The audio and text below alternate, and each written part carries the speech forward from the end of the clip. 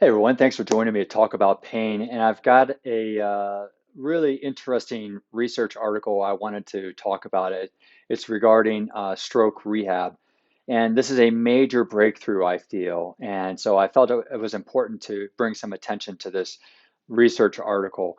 So that's what this episode is for. If you're listening to this on the podcast, I would strongly encourage you to please go to my YouTube channel and watch this because I'll be using some diagrams to kind of explain some ideas in this article to you. And it's just a great article, a research article, and it's there's a great innovation that's just occurred that is very exciting. So please go there to see my descriptions of all of this.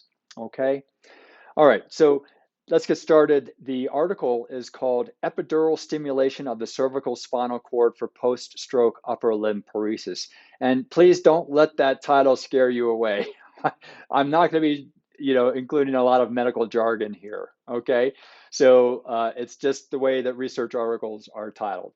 This was in Nature Medicine in February of 2023, this month actually, and the lead author is Mark Powell. And the reason this neurological issues have always interested me ever since I was a student and working in a hospital, I just felt I was a real failure at helping people with strokes and spinal cord injuries, and I just felt like we should be able to do more. And this article to me and the research that it represents signals that there is a huge wave of new information that's going to be coming our way soon to help people with these issues. Now, I've written some notes about this, and so you'll hear some paper rattling and so forth because I wanted to, you know, make this kind of interesting and meaningful for you. So I will include the link to this article in the notes to the show on both YouTube and on the podcast. So check out the article yourself if you want. But if you've had a stroke, or if you know someone who's had a stroke, or if you're worried about strokes, please listen because this is really exciting news. Okay, so I just wanted to start off with a few statistics from the CDC and National Institute of Health about strokes. Every 40 seconds, someone in the United States has a stroke, and every 3.5 minutes, someone dies of a stroke. I just find that amazing.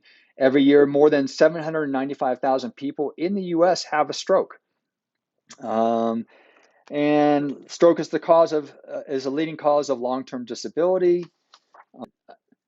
And then, according to the NIH, uh, the patient cost per year is $60,000 for every stroke. This really adds up. I mean, this is not only medical costs, but there's lots of things like setting up help at home and maybe building ramps to your house or getting assisted devices and all sorts of things that are happening with strokes. So it's a very expensive and emotionally traumatic experience to have a stroke and be left with just partial use or no use of your arm or leg. It's hard emotionally on the family, it's hard emotionally on the patient, it's hard financially on the family and patient, and physically, to now only use half of your body or a quarter of your body instead of all of it. It delivers a lot of stress to the rest of your body. So this is a really big deal. The title is talking about upper limb paresis. Paresis means that the two subjects in this study had partial use of their arms when they underdid this study. This was not hemiplegia, which is complete loss of function of an extremity. So these people had some residual function in their arms before doing this study. Okay, so what's going on with the stroke? Well, it's important to understand that a stroke is an insult to the brain. And so, as opposed to a spinal cord injury, which is a injury to the spinal cord. And so, what I want to do is just kind of give an overview of what these researchers did, which is so exciting. Is what they did is they put these electrodes on the spinal cord to stimulate the spinal aspects of the spinal nerves to cause limb movement. Now, this is much different than if you've been to physical therapy and someone put an electrical stimulation electrode on your thigh muscle or something and turned on the machine and your thigh muscle jumps. That does not involve voluntary or volitional movement on your part. It's just directly stimulating a nerve that's causing it to contract. Your brain doesn't really get to control that contraction. It's just based on how much juice is going into that muscle. This is much different. By putting the electrodes on the spinal cord, the brain gets to control movement. And this is why this research is so huge, is because they did this for 4 weeks on 2 patients, and they saw extraordinary changes in the usage of their upper body limbs. Now, think about this. There's so much fine motor skill that we use with our upper body limb, but they did more gross things like using utensils and moving boxes and grip strength. And they found that all of these things dramatically improved, and we'll go into this a little bit with this electrode placement. I think this is the thing in the future, folks. This is so exciting. So I want to dig into a little bit about what they did and how they did it and why it worked. Okay, so let's go ahead and talk about that. First of all, what I want to show you is this is basically how nerve messages work. We have some sensation that occurs on our skin or in our joint or in our muscle. It goes through this sensory nerve, right, and comes into our spinal cord. This is called the dorsal root of our spinal cord. All sensory nerves come in the dorsal root. And then it interacts. It shows on this image that it's one continuous loop, but it's not. It stops, and then there's an interneuron that communicates with this guy. But this ascending track here goes up to the brain, and I'll show you another picture of that. The brain processes this information, and then information comes down about how to move in response to that sensation, which then interacts with another motor neuron down here that then leaves and goes out the ventral root and causes a muscle to contract. Okay, so this is basically how we work neurologically. Okay, now here's another picture. So there are particular tracks that carry these ascending pathways. All right, these sensory pathways that go up to the brain, and there are certain regions in the brain where our body is mapped onto these regions of the brain. So it goes to these regions. These maps communicate with each other, and then a descending message comes down to interact with that motor neuron and then go out and control our muscles. So that's a really simplified version of how communication happens between our body and our brain. Here's one of the interesting things I think about this is that look at the size of the sensory tracks, all right? Much larger than what's devoted to these motor tracks, it appears. And in my opinion, whenever I see something like this happening, I think, if there's more architecture and real estate devoted to something, it means that it's, pretty important. And so, and this is what this article is showing us, is that sensory information is critical to movement. Now, I've always known this from a rehab standpoint. If people can sense what's going on in their bodies, they can then change how they're using their bodies and solve their pain. That's basically how things work. And this shows physically how we're built to make this happen. We have a lot of sensory tracks. In fact, there were 3 tracks that carry sensory information up to our brain, and there are 2, a lateral and an anterior. I mean, they're all part of the same cortical spinal tract, but they're different aspects of the same tract that come down. So I just think this is really interesting. Okay, so that's the general neurology of what's going on here. So like I said, what these researchers did is they put electrodes on the side of the spinal cord near the sensory roots. They did it from cervical level 4 through thoracic level 1. All right, because the nerve roots exiting these levels control just about all of our upper body function.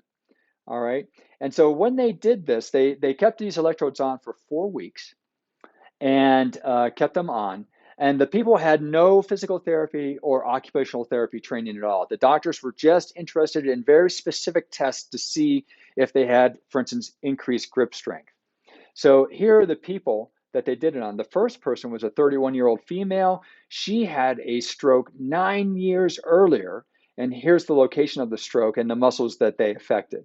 The second person had a stroke 3 years earlier. She was 47, and look at the larger size of her stroke. So she had much more loss of her upper body function than this other person who had a stroke 9 years ago.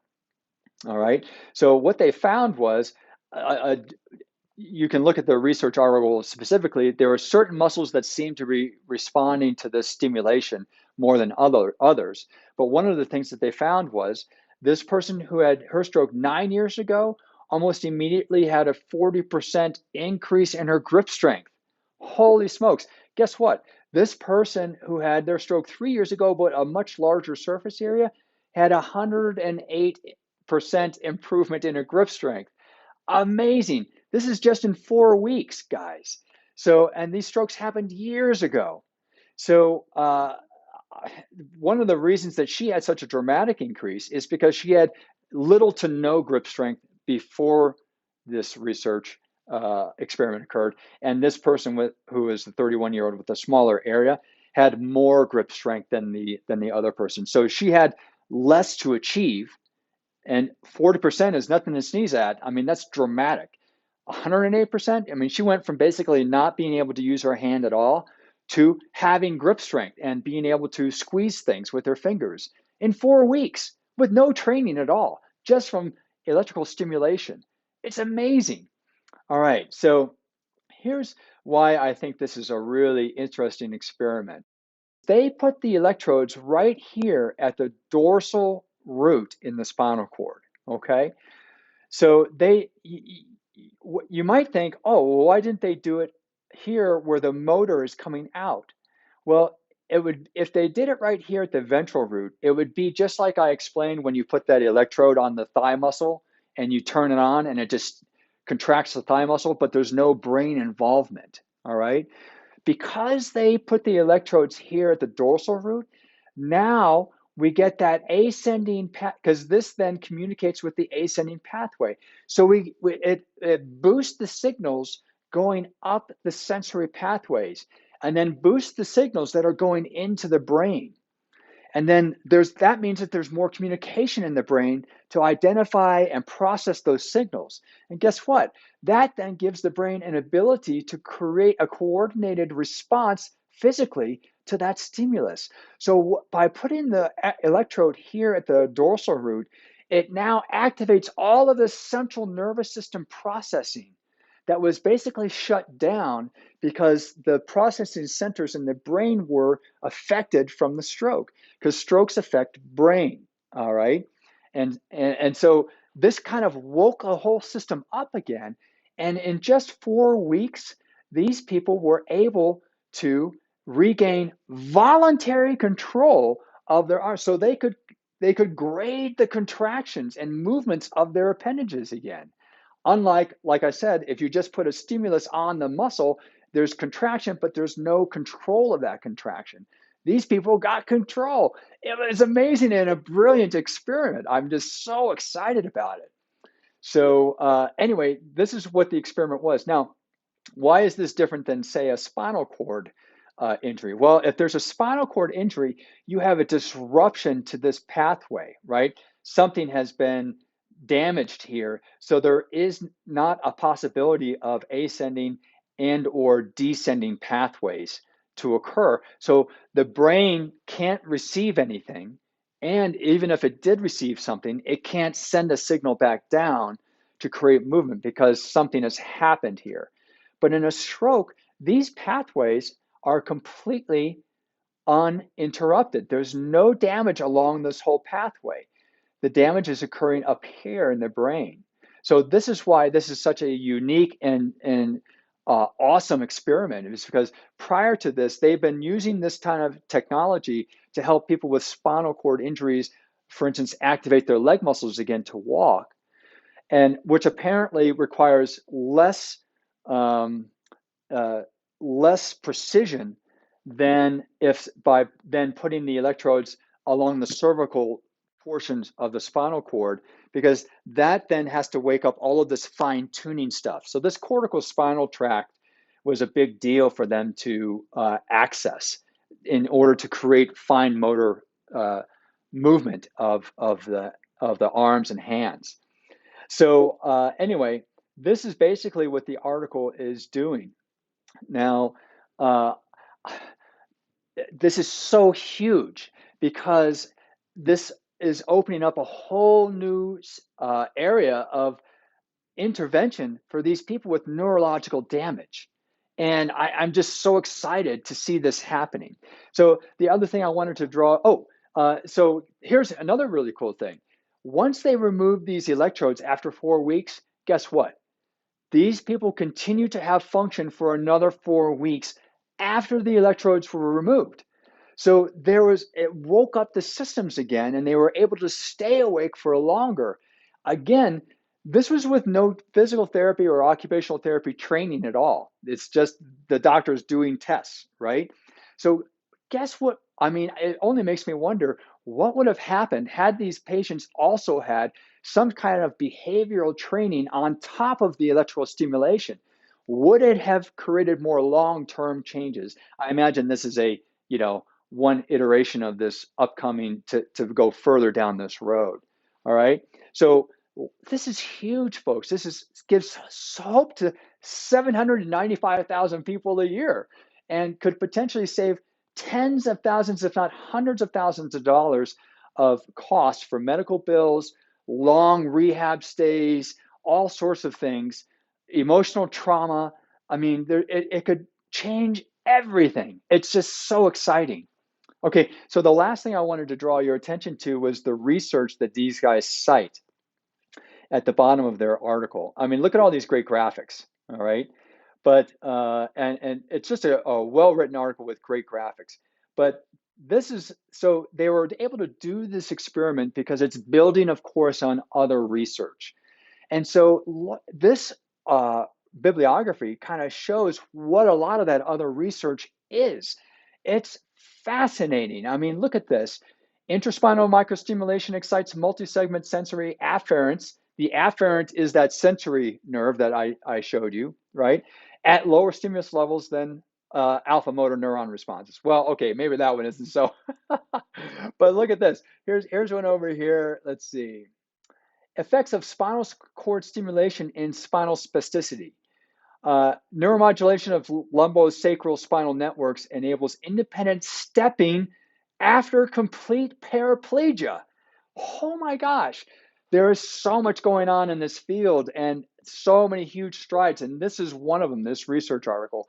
So it just makes me so happy. Oh, look at this. Restoration of reaching and grasping movements through brain-controlled muscle stimulation in a person with tetraplegia. A proof of concept demonstration. Oh my gosh, there's so much exciting things happening in this field. I just feel like we're really at the dawn of major changes in medicine in this field now. I'm just so excited. So anyway, this is the research article. I'll put a link to it in the notes. If you have a stroke, if you know someone who's had a stroke, if you're worried about having a stroke, if you're in rehab and you deal with people with strokes, I think this is a great article to look at and just get excited about that there's something new and exciting happening here. Okay. All right, folks, thanks for listening and have a great one.